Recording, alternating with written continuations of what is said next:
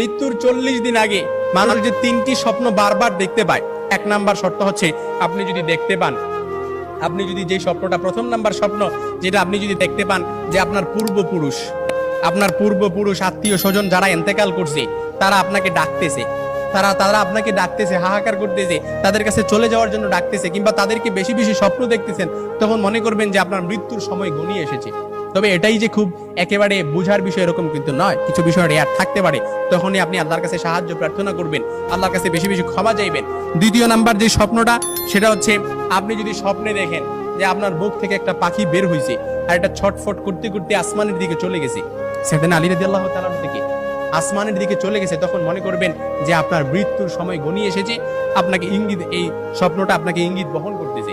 3 number যে স্বপ্নটা দেখবেন সেটা হচ্ছে আপনি যদি দেখেন ঘুমের মধ্যে আপনি এক দেশ থেকে অন্য দেশে দেশান্তরিত হচ্ছেন, এই স্বপ্নটা আপনি বারবার দেখতেছেন, এরকম